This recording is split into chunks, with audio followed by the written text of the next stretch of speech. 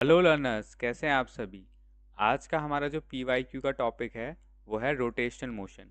आइए इसे स्टार्ट करते हैं। फर्स्ट क्वेश्चन आपके सामने है, आप इसे ट्राई कीजिए। डन। आइए इसको देखते हैं। A heavy iron bar of weight W is having its one end on the ground and another on the shoulder of a person. तो एक आयरन बार है जिसका एक एंड ग्राउंड पे है और दूसरा एंड एक पर्सन के शोल्डर पे है। ठीक है। The bar makes an angle theta with the horizontal. Okay, ये ग्राउंड है। The weight experience by the person is, तो ये पर्सन क्या वेट एक्सपीरियंस करेगा। तो आपको ये पता होगा वेट का कंसेप्ट कि जितना नॉर्मल फोर्स जो शोल्डर लगाएगा अपवर्ड डायरेक्शन में, उतना ही वेट उस रॉड का एक्सपीरियंस करेगा पर्सन। तो हमें पता करना है कि कितना नॉर्मल फोर्स शोल्डर से लगेगा। हमें ये पता है कि वेट जो है वो इस रॉड के मिडिल में लगेगा डाउनवर्ड डायरेक्शन में, वेट का फोर्स। और ग्राउंड पर भी एक नॉर्मल फोर्स इस एंड पे लगेगा अपवर्ड डायरेक्शन में। तो यहाँ पर हम टॉर्क का कंसेप्ट यूज़ करेंगे। हमें पता है कि रॉड जो है वो रेस्ट कर रही है ग्राउंड और शोल्डर पे, तो नेट टॉर्क जो है वो ज़ीरो होगा। अगर टॉर्क होगा किसी भी पॉइंट के अराउंड, जैसे अगर मैं लेट सपोज में ये पॉइंट लेता हूँ, अगर इसके पॉइंट के अबाउट टॉर्क होगा तो फिर ये रॉड रोटेट करेगी, जो नहीं हो रहा है। तो हम एक काम करते हैं, इस पॉइंट के अराउंड टॉर्क निकालते हैं। तो ये फोर्स जो होगा, लेट सपोज से N1 है, तो ये फोर्स तो इसी पॉइंट पे है, तो इसके इसके साथ जो टॉर्क होगा वो तो ज़ीरो होगा। इन दो फोर्सेस, लेट से इसको N2 लेते हैं, इन दो फोर्सेस के लिए टॉर्क निकालते हैं। तो थोड़ा सा टिग्नोमेट्री करनी पड़ेगी। यहाँ पर हम एक ट्रायंगल ले लेते हैं, ये वाला, और एक ट्रायंगल ले लेते हैं, ये वाला। ठीक है। तो यहाँ से क्योंकि टॉर्क निकालने के लिए हम क्या करते हैं, वेट इनटू परपेंडिकुलर डिस्टेंस। तो इसके लिए ये फोर्स इधर लग रहा है, तो परपेंडिकुलर डिस्टेंस क्या होगी, ये वाली। मैं आपको अलग कलर से दिखा देता हूँ, ये वाली। ठीक है। तो ये डिस्टेंस कितनी होगी, मान लीजिए रॉड की जो लेंथ है उसको कुछ सपोज कर लेते हैं L, और ये थीटा है। तो ये मिड पॉइंट पे हम फोर्स ऑफ ग्रेविटी वेट को नीचे एक्ट करवाते हैं। तो ये L/2 हो गया यहाँ तक। तो ये थीटा है, तो ये इसका हॉरिजॉन्टल कंपोनेंट है, तो ये कितना हो जाएगा, L/2 कॉस ऑफ थीटा। इसके लिए टॉर्क आ गया, और इसके लिए भी टॉर्क क्या होगा, N2। N2 के लिए जो परपेंडिकुलर डिस्टेंस होगी वो क्या होगी, वो ये वाली होगी। इसको यहाँ से हटा देता हूँ, ये वाली। ठीक है। तो ये कितनी होगी, L कॉस थीटा। तो और नेट टॉर्क आपका ज़ीरो है, क्योंकि इक्विलिब्रियम में रॉड रेस्ट कर रहा है शोल्डर पे और ग्राउंड पे। तो यहाँ से हम इसको यूज़ कर सकते हैं, ये ज़ीरो है, तो जो ये नेट टॉर्क है ये आपका ज़ीरो है। तो यहाँ से हम कह सकते हैं this implies WL/2 cos theta N2 L cos theta. तो यहाँ से हम निकाल सकते हैं value, L and cos theta cut हो जाएंगे, तो N2 आ जाएगा आपका W/2। तो इतना वेट एक्सपीरियंस होगा पर्सन को शोल्डर पे। सॉल्व कीजिए इसे। डन। आइए इसे देखते हैं। आपके पास एक इंक्लाइन प्लेन है, ठीक है, और इसकी लेंथ क्या है, L है। तो इसकी लेंथ L है, और एक जो सर्कुलर डिस्क है वो टॉप से बॉटम आ रही है। ठीक है, slips down the plane it if it take T seconds. ठीक है। तो अगर ये स्लिप होके आ रही है तो ये कितना टाइम ले रही है, T सेकेंड। और when is roll down the plane it takes this much seconds. तो दो केस हैं, एक में वो स्लिप हो रही है और एक में वो रोल हो रही है, और दोनों का टाइम दिया गया है आपको, और उन दोनों का टाइम देने के बाद वो एक अल्फ़ा की वैल्यू पूछ रहा है। ठीक है, तो सबसे पहले हम स्लिप वाले केस के लिए टाइम निकाल लेंगे। तो क्योंकि ये कांस्टेंट एक्सेलरेशन के केस हैं, तो यहाँ पर हम अपने इक्वेशन ऑफ मोशन यूज़ कर सकते हैं, सिंपल वाली। हमें टाइम निकालना है और हमारे पास प्लेन की लेंथ है, तो डिस्टेंस जब पता होती है और जब टाइम निकालना होगा तो कौन सी इक्वेशन ऑफ मोशन यूज़ करेंगे? सेकेंड वाली। ठीक है, तो सेकेंड वाली क्या है? S equals to U T plus half A T square. ठीक है, इनिशियली इसकी स्पीड नहीं दी है, ज़ीरो मानेंगे, तो ये आपका टर्म ज़ीरो हो गया। ठीक है, तो ये आपका आ गया हाफ ए टी स्क्वायर। ठीक है, तो यहाँ पर हम क्या कर सकते हैं, हमें ए चाहिए, तो ए क्या होगा? स्लिप कर रहा है नीचे, तो यहाँ पर ग्रेविटी एक्ट कर रही है। ठीक है, तो इस डायरेक्शन में जो ग्रेविटी होगी वो हमारा ये ए होगा, और एस आपको पता है एल। तो जी निकालने के लिए इस डायरेक्शन में हमें एंगल चाहिए, तो लेट सपोज यहाँ पर हम क्या करते हैं, एंगल अज्यूम कर लेते हैं। तो अगर ये थीटा है, तो प्लेन की डायरेक्शन में कौन सा कंपोनेंट होगा जी का? जी साइन थीटा। जी कॉस थीटा इस डायरेक्शन में होगा, और जी साइन थीटा प्लेन के पैरेलल डायरेक्शन में होगा। उसके बाद हम टाइम निकाल लेंगे। टाइम के लिए क्या फॉर्मूला हो जाएगा? 2s अपॉन ए स्क्वायर रूट। ठीक है, एल डिस्टेंस ट्रेवल करी है डिस्क ने, तो 2l, और एक्सेलरेशन कितना लगा है इस पे? जी साइन थीटा। ठीक है, तो पहला वाला टाइम तो ये आपके पास आ गया। अब रोल वाले केस में देखते हैं। ठीक है, रोल वाले केस में यहाँ पर थोड़ा सा पार्टीशन बना लेते हैं। तो रोल वाले केस में ले क्या होगा कि जो एक्सेलरेशन है, अब आपको ये फॉर्मूला याद होना चाहिए, जो सेंटर ऑफ मास का एक्सेलरेशन होता है रोल वाले केस में, वो क्या होता है? G sine theta upon 1 plus I upon M R square, जहाँ पर ये आई क्या है? Movement of inertia of the disc, और एम आर स्क्वायर मास और रेडियस। तो डिस्क का क्या होता है मूवमेंट ऑफ इनर्शिया? डिस्क का मूवमेंट ऑफ इनर्शिया होता है हाफ एम आर स्क्वायर। तो एम आर स्क्वायर से एम आर स्क्वायर कट हो जाएगा, तो ये आपका आ जाएगा जी sine theta upon 1 plus half आ जाएगा। तो ये आ गया आपके पास। तो ये आपका क्या है? एक्सेलरेशन है रोलिंग के टाइम पर। तो इसकी मदद से आप फिर से टाइम निकाल लेंगे, तो इसको हम टी डैश से लिखते हैं। ठीक है, थोड़ी सी यहाँ पर जगह बना लेते हैं। ये रिलेशन हमें चाहिए टाइम का, बाकी सब तो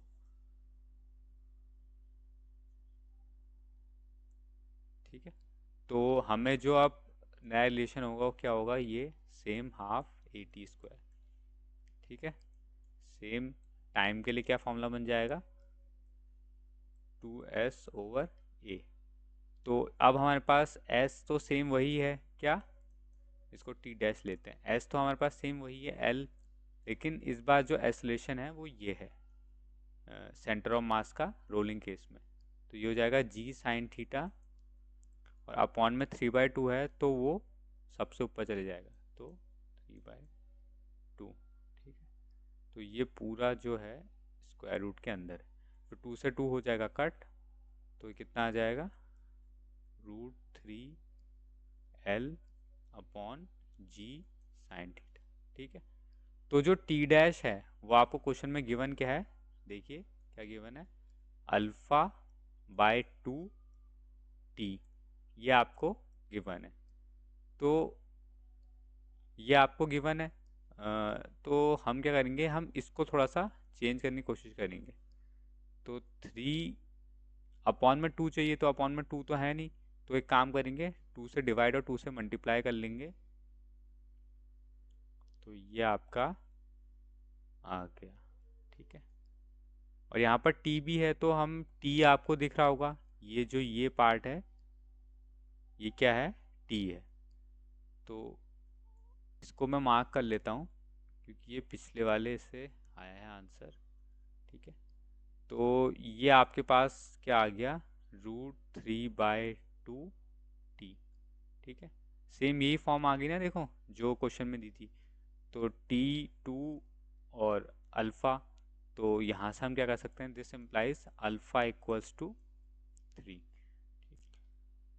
नेक्स्ट क्वेश्चन देखते हैं, ये रहा next question. Done. R cylinder is rolling down an inclined plane of 60 degree inclination. तो ठीक है, ये भी रोलिंग डाउन का क्वेश्चन है। तो ये आपका इंक्लाइंड प्लेन है और कितना इंक्लाइनेशन है, 60 डिग्री। ठीक है, और एक सिलेंडर है, ध्यान रखिए पिछले केस में डिस्क था, ये सिलेंडर है। तो इसका acceleration during rolling down is this much, where X is. ठीक है, आप जी इतना यूज़ कर सकते हैं। तो सेम फॉर्मूला जो हमने पिछले क्वेश्चन में देखा था उसी से ये हो जाएगा। आपको क्या निकालना है, acceleration of the rolling cylinder. तो फॉर्मूला आपको पता है, g sine theta upon 1+i/m r²। तो जो आई होता है किसके, सिलेंडर के लिए, आई फॉर सिलेंडर क्या होता है, ½ mr²। ठीक है, ½ mr² ही होता है सिलेंडर के लिए भी। डिस्क और सिलेंडर का सेम है। तो साइन 60 डिग्री है आपका यहाँ पर, ये जो थीटा होता है ये इंक्लाइनेशन का एंगल होता है। और 1+i, तो यहाँ पर भी आपका mr² से mr² कट हो जाएगा, तो क्या बचेगा, हाफ। ठीक, इसे थोड़ा सा और सॉल्व कर लेंगे। तो जी आपको 10 यूज़ करना है, और साइन 60 होता है √3/2, और नीचे जो सॉल्व करेंगे वो आएगा 3/2। तो 3/2 आएगा तो 2 सबसे ऊपर चले जाएगा। ठीक है, तो ये कट, और √3 से 3 कट, तो फाइनली क्या आ जाएगा, 10/√3। और आपको कितना दिया है, ए रोल, एक्सीलरेशन ऑफ रोलिंग आपको दिया है दिस मच, और आपका आया है दिस मच। तो यहाँ से इजीली आप कह सकते हो कि x क्या है, 10। नेक्स्ट क्वेश्चन देखते हैं, आप ट्राई कीजिए। डन। आइए से देखते हैं।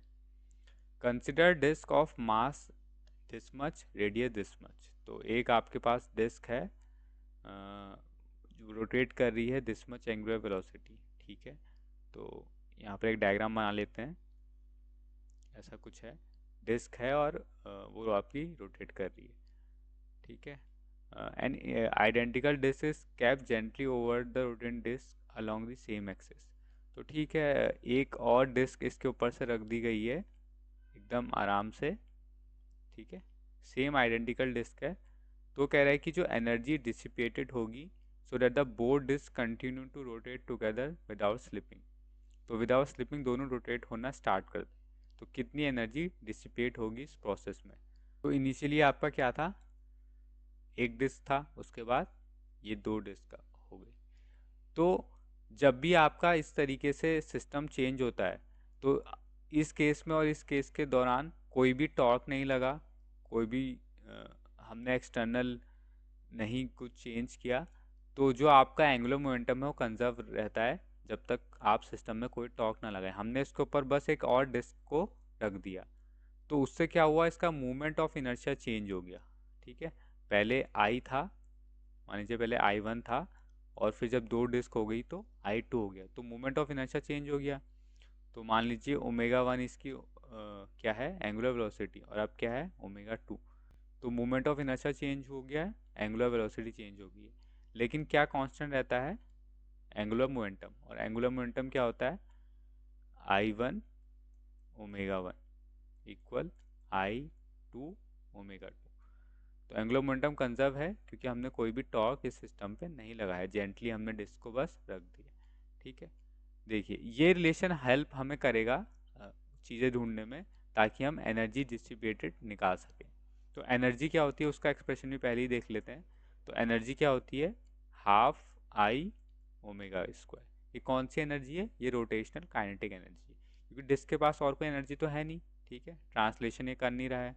तो ट्रांसलेशन काइनेटिक एनर्जी नहीं है, ना ही कोई पोटेंशियल एनर्जी है, सिर्फ क्या है, रोटेशनल काइनेटिक एनर्जी। तो कितनी एनर्जी डिसिपेट होगी वो कैसा निकलेगा, डेल्टा ई, आपके पास एनर्जी थी E1 और फिर बाद में होगी E2, तो जितनी एनर्जी डिसिपेट होगी वो डिफरेंस से निकल जाएगा। ठीक है, तो हमें I1 ओमेगा 1 और I2 ओमेगा 2 चाहिए। तो I1 और ओमेगा 1 तो आपको दिया है, क्योंकि आपको मास और रेडियस दिया है तो आप यहाँ से I1 निकाल लेंगे, और ओमेगा 1 भी दिया है, तो हमें I2 और ओमेगा 2 चाहिए। ठीक है, और क्वेश्चन में एक चीज़ और दिया है क्या, जिससे आपको तो हेल्प हो जाएगा, कि an identical disc is kept gently over the rotating disc along the same axis. तो ये आइडेंटिकल डिस्क है, और दूसरा क्या, कि वो कह रहा है कि रोटेट टुगेदर विदाउट स्लिपिंग। तो ये टुगेदर रोटेट करेंगे, इसका मतलब क्या है, कि जो एंगुलर वेलोसिटी होगी बाद में ओमेगा 2,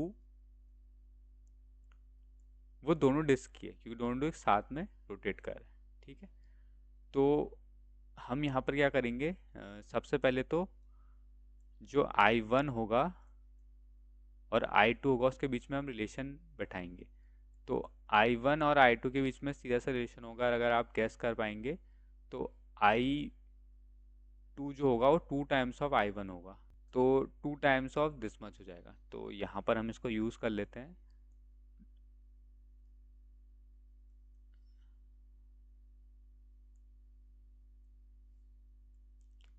तो यहाँ पर क्या हो जाएगा, I1 हमारा है, I1 को I1 ही रहते हैं, ओमेगा 1 को भी अभी नहीं चेंज करते हैं, ये हो जाएगा 2 टाइम्स ऑफ I1 और ये ओमेगा 2। तो यहाँ से ये कैंसिल आउट हो जाएगा, और जो ओमेगा 2 होगा वो ओमेगा 1/2। तो यहाँ पर अब हम इसे निकाल सकते हैं, हाफ कॉमन ले लेते हैं, I1 omega 1 square, I1 omega 1 square minus I2 omega 2 square. ठीक है, तो I2 तो आपको पता है 2 टाइम्स ऑफ I1 है, तो उसको भी पुट कर लेंगे, तो I1 भी कॉमन आ जाएगा। ठीक है, omega 1 square minus 2 omega 2 square, उसके बाद ये रिलेशन है, तो इसको यहाँ पुट कर लेंगे, half I omega 1 square minus ये दिस मच, तो हो जाएगा ओमेगा 1 स्क्वायर अपॉन 4, और 4 से ये देन कट हो जाएगा। ठीक है, ओमेगा 1 स्क्वायर बाय 4, तो delta E equals half I, और ये हो जाएगा omega 1 square minus omega 1 square by 2। ठीक है, तो हो जाएगा हाफ ओमेगा 1 स्क्वायर, ये I1 है। ठीक है, ये I1 है। तो अब देखो I1 ओमेगा 1 में आंसर आ गया, अब आपके लिए सिंपल है, क्योंकि I1 और ओमेगा 1 आपको पता है। तो I1 क्या था, हाफ MR², हाफ M कितना है 5, R कितना है 2 का स्क्वायर, और ओमेगा कितना है 10 का स्क्वायर। तो फटाफट से इसको सॉल्व कर लो, क्या होगा, ये 4 से ये 4 कट, और ये होगा 100, और 500 डिवाइड बाय 2, 250, 250 जूल्स, क्योंकि सारी एसआई यूनिट्स हैं। इतनी एनर्जी आपकी डिसिपेट हो गई सिस्टम को यहाँ से यहाँ लाने में। नेक्स्ट क्वेश्चन देखते हैं, ये रहा, ट्राई कीजिए। तो आपके पास क्या है, एक रिंग और एक सॉलिड स्फेयर है। तो एक तो आपके पास है रिंग, ठीक है, रिंग ऐसी होती है, और सॉलिड स्फेयर है। ठीक, तो ये रोटेट कर रहे हैं about an axes passing through the centre having some radii of gyration. ठीक है, तो इस कंसेप्ट को भी समझ लीजिए, क्या है, रेडियस ऑफ जायरेशन। तो ये कह रहा है कि रेडियस ऑफ जायरेशन का कंसेप्ट आपको पता होगा क्या, कि अगर आपके पास जो मूवमेंट ऑफ इनर्शिया है उसको, अगर आप किसी भी ऑब्जेक्ट के लिए है ये, चाहे वो स्फेयर हो, रिंग हो, सॉलिड हो, तो अगर आप उसको ऐसे लिख सकें, mr², ठीक है, mr² लिख सकें, तो जो ये आर होगा, इस आर को क्या बोलते हैं? Radius of gyration. ठीक है, ये इसका डेफिनेशन है। क्योंकि आपको पता है मूवमेंट ऑफ इनर्शिया अलग अलग होता है सब ऑब्जेक्ट्स का, तो अगर आप उसको इस तरीके से लिख पाए तो ये आर क्या होगा? Radius of gyration. अभी थोड़ी देर में क्लियर हो जाएगा। इनका रेडियाई ऑफ जायरेशन सेम है, तो इसका जो रेडिया ऑफ जायरेशन है आर, लेट सपोज उसको के मान लेते हैं, और वही रेडियस ऑफ जायरेशन इसका भी है। ठीक है, इनके अपने रेडियस और इसमें कंफ्यूज मत होइए, इनके अपने रेडियस कुछ अलग हो सकते हैं, रेडियस ऑफ जायरेशन अलग है। ठीक है, the ratio of radius of ring to that of sphere is this, find the value of this. ठीक है, तो आपको रेशियो किसका चाहिए? रेडियस का, रिंग का और स्फेयर, उन दो का रेशियो चाहिए। तो वही मैं आपसे कहता है कि रेडियस जो होता है वो अलग चीज़ है और रेडियस ऑफ जायरेशन अलग चीज़ है। तो आपको मोमेंट ऑफ इनर्शिया का फॉर्मूला पता होना चाहिए दोनों के लिए। तो रिंग के लिए क्या होता है?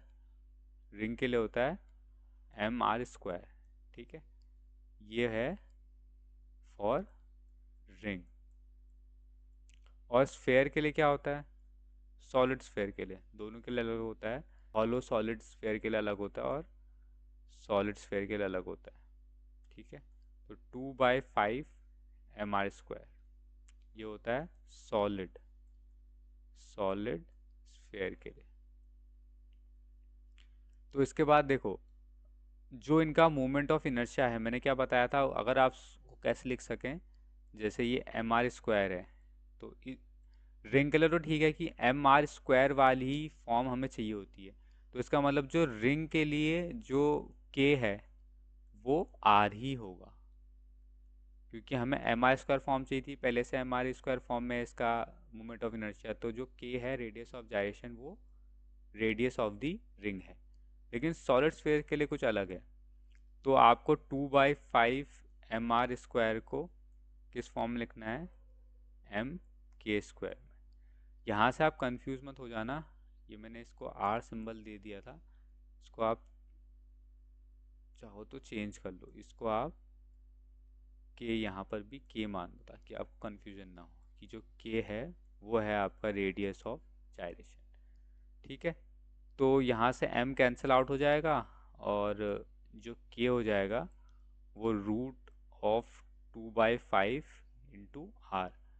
तो ये जो r है ये रेडियस ऑफ द स्फेयर है। ठीक है, तो इसको ले लेते हैं r, इसको r1 ले लेते हैं, इसको r2 ले लेते हैं। ठीक है, ये भी कन्फ्यूजन दूर हो जाएगा। तो जो r2 आपको यहाँ से मिलेगा वो मिलेगा √5/2। ठीक है, के। तो यहाँ से जो आपको R2 मिलेगा वो क्या मिलेगा? √5/2 के। ठीक है, तो अब आपको बस रेशियो निकालना है। तो R1 रेशियो R2, तो R1 रेशियो R2 आपका क्या आ जाएगा? K डिवाइडेड बाय √5/2 के। तो इसको मैं सॉल्व करूँगा तो ये क्या आ जाएगा? √2/5। और आपको क्वेश्चन में गिवन क्या था? रेशियो गिवन था आपको √2/x। तो आपका क्या आ जाएगा? x equal 5। तो x की वैल्यू क्या आ गई? 5। ठीक है, तो रेडियस ऑफ जायरेशन का कंसेप्ट तो क्लियर हो गया ना। m के स्क्वायर फॉर्म में लिखना है आपको मोमेंट ऑफ इनर्शिया। तो आपका जो भी k आएगा शिफ्टिंग के बाद, वो आपका रेडियस ऑफ जायरेशन होगा। जैसे यहाँ हमारा रिंग के लिए R1 आ गया और स्फेयर के लिए √5/2 इंटू के। ठीक है, आप इसको ट्राई कीजिए। डन। आइए इसे देखते हैं। तो एक फोर्स है जो माइनस के कैप डायरेक्शन में एक्ट कर रहा है, और जो टॉर्क है अबाउट द पॉइंट 2, -3 वो इतना है। तो ratio of A and B आपको निकालना है। तो आपको फोर्स दिया है, पॉइंट दिया है और टॉर्क भी दिया है। तो सीधी सी बात है, आप टॉर्क का फॉर्मूला लगा सकते हैं क्योंकि आपको तीनों चीज़ें पता हैं। तो टॉर्क का फॉर्मूला क्या होता है? Torque equal R cross F. ठीक है, जो टॉर्क है वो किस पॉइंट के अबाउट हम निकाल रहे हैं? 2, -3। और जो फोर्स है वो कहाँ पर लग रहा है? ओरिजिन पे। तो अगर एक कोऑर्डिनेट सिस्टम में बना लूँ तो 2 - 3 कहाँ पर होगा, अगर ये एक्स वाई है तो 2 - 3 आपका होगा यहाँ 2 - 3 आपका यहाँ पर होगा। और टॉर्क हम किसके अबाउट निकाल रहे हैं, ओरिजिन के अबाउट। तो ये जो डिस्टेंस है ये वाली, ये होगी हमारी आर। ठीक है, टॉर्क आपको कितना दिया है, P A I cap plus B J cap.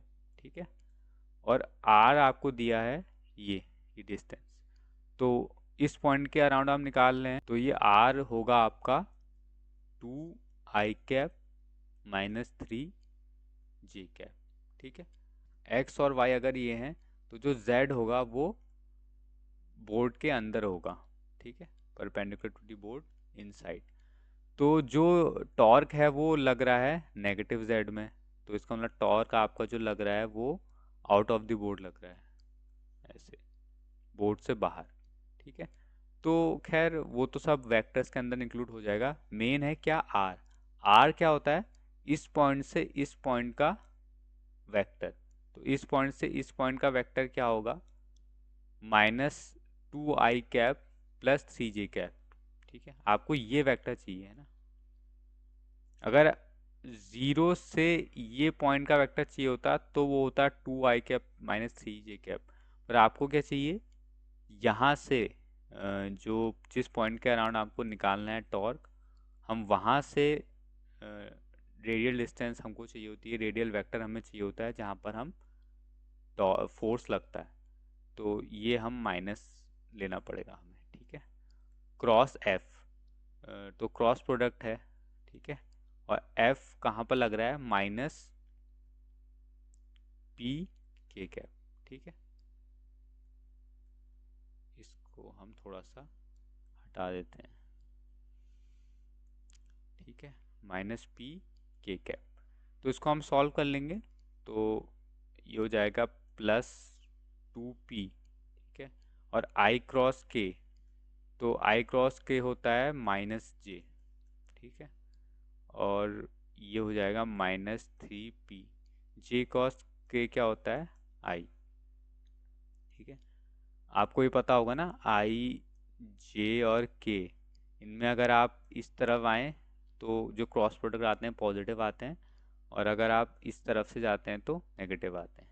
ठीक है, तो -2p j कैप और -3p i कैप, और यहाँ से आपका क्या है, p a i cap plus b j cap. ठीक है, तो p आपका कॉमन होके कट हो जाएगा क्योंकि p इस साइड भी है, तो p -3i cap -2j cap. तो p तो कैंसिल आउट हो जाएगा, और यहाँ से आप इम्प्लाई कर सकते हैं कि a आपका क्या है, -3, और b आपका क्या है, -2। तो a और b का रेशियो आपको दिया है क्या, a और b का रेशियो आपको दिया है x/2। और अगर आप निकाले तो आपका रेशियो क्या आ जाएगा a और b का, वो आ जाएगा 3/2। तो x क्या होगा, तो x की वैल्यू क्या होगी, 3। यहाँ से ये आ जाएगा। नेक्स्ट क्वेश्चन आपके सामने है, a thin uniform rod of length 2 metre and cross sectional area A, density D is rotated about an axis passing through the centre. ठीक है, तो एक थिन यूनिफॉर्म रॉड है आपके पास, और वो कैसे रोटेट कर रही है, axis passing through the centre and perpendicular to its length. तो लेंथ ये है, तो इसके परपेंडिकुलर ये एक एक्सिस है, इसके अराउंड ये रोटेट कर रही है, और एंगुलर वेलोसिटी आपको दे रखी है, और आपसे अल्फ़ा पूछ रहा है। तो इसका मतलब अगर आपने एंगुलर वेलोसिटी निकाल ली तो आप वहाँ से इक्वेट करके ये अल्फ़ा भी निकाल सकते हैं। तो सबसे पहले मूवमेंट ऑफ इनर्शिया क्या होता है एक सेंटर से पास होने वाली एक्सिस के अराउंड रॉड का, तो मूवमेंट ऑफ इनर्शिया होता है 1/12 m ml², जहाँ पर l क्या है, लेंथ ऑफ द रॉड। ठीक है, total length of the rod है आपका l। तो आपको यहाँ मास नहीं दिया, आपको यहाँ डेंसिटी दी है, तो आप मास की जगह डेंसिटी पुट कर लेंगे। तो मास डेंसिटी के टर्म्स में क्या होता है, डेंसिटी इंटू वॉल्यूम, ठीक है। और वॉल्यूम ऑफ द रॉड क्या होगा, रॉड एक सिलेंडर है तो सिलेंडर का वॉल्यूम कितना होता है, पाई आर स्क्वायर एच, ठीक है। तो और यहाँ पर इसको आप एक तरीके से और लिख सकते हैं, पाई आर स्क्वायर होता है area of the cross section into H. तो ये हो जाएगा ए इंटू एच, जो कि हमने यहाँ पर क्या ली है, लेंथ एल ली है, ठीक है, इंटू एल स्क्वायर। तो ये आपका आई हो गया है, ठीक।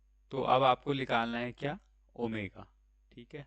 तो ओमेगा क्या होता है, एंगुलर वेलोसिटी। और एंगुलर वेलोसिटी में देखो आप, ये जो ई आर है, ए और डी तो आप समझ गए, ये जो ई आर है वो ई आर क्या है, मैं यहाँ पर मेंशन करना भूल गया। ये जो ई आर है वो है रोटेशनल काइनेटिक एनर्जी, ठीक है, रोटेशनल काइनेटिक एनर्जी, शायद आप लोग कंफ्यूज हो गए होंगे। तो ये ई आर क्या है, रोटेशनल काइनेटिक एनर्जी। तो ये कैसे निकलती है, इसका फॉर्मूला है हाफ आई ओमेगा स्क्वायर, ठीक है। तो आप यहाँ से हम ओमेगा निकालेंगे, तो this implies omega equals to 2 times of, और इसको हमने क्या लिखा है, ई आर, ठीक है, ई आर अपॉन आई, ठीक है, और ये पूरा टर्म स्क्वायर रूट में। तो ये आपको इक्वेट करना है जो आपको यहाँ दिया है, ठीक है। तो उससे पहले हम यहाँ पर आई की वैल्यू पुट कर लेते हैं। तो 2 ER/I, आई कितना है, दिस मच, तो 1/12, 1/12 DAL3, ठीक है। तो इसको फर्दर थोड़ा सिंप्लीफाई कर लेते हैं, तो 12 सबसे ऊपर आएगा, तो 24 ER अपॉन DAL3, ये पूरा टर्म स्क्वायर रूट में। और ये वैल्यू आपको दे रखी है, तो यहाँ पर हम इसे थोड़ा सा,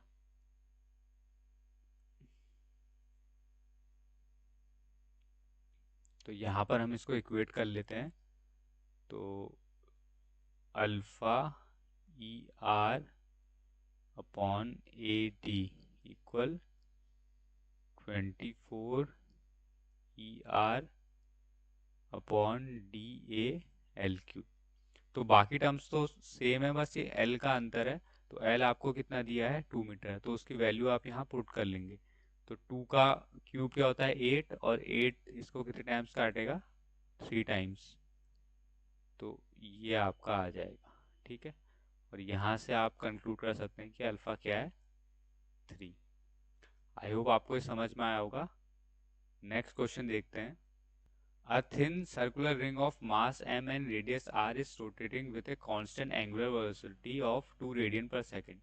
तो एक रिंग है आपके पास, ठीक है, रिंग ऐसी होती है, और मास और रेडियस आपको m और r दिया है, और कांस्टेंट एंगुलर वेलोसिटी 2 दी है। अबाउट एंड वर्टिकल एक्सिस, तो वर्टिकल एक्सिस के अबाउट ही क्या कर रहा है, रोटेट कर रहा है। If two objects each of mass m is gently placed on the opposite edge of the diameter of the ring, ठीक है। तो इस रिंग का कोई डायमीटर होगा, लेट्स सपोज इसको हम एक डायमीटर मान लेते हैं, ठीक है।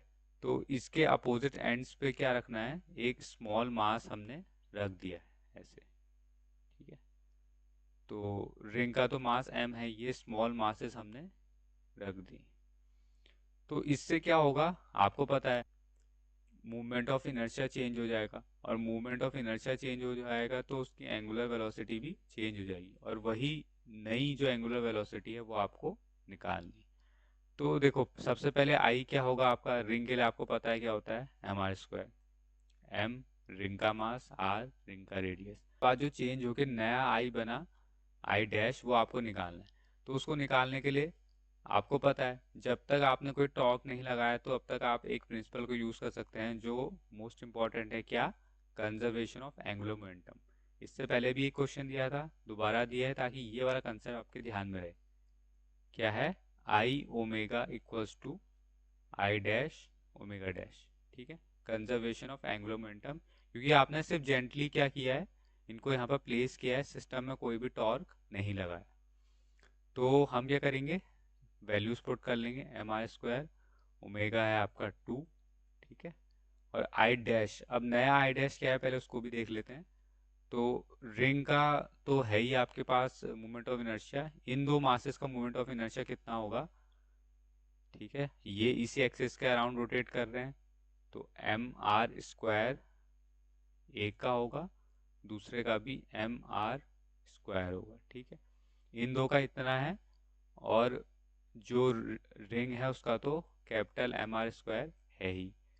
तो इन तीनों का अगर आप ऐड कर लेंगे तो ये कितना आ जाएगा, ये आपके पास आ जाएगा, ये तो 2 mr² हो जाएगा, और ये कैपिटल एम है, ये स्मॉल एम है, तो आर स्क्वायर कॉमन ले लेंगे और 2m+m, तो ये आपका आई डैश आ गया। तो इसको हम यहाँ पुट कर देते हैं, ठीक है।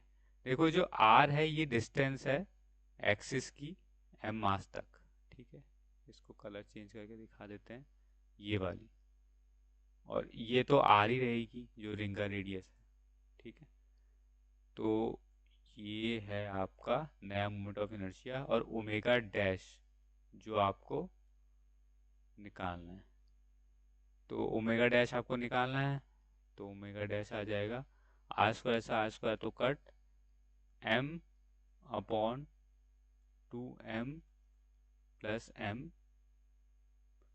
और यहाँ पर आपके पास पहले से 2 भी है, ठीक है, तो ये आपके पास आ गया 2m,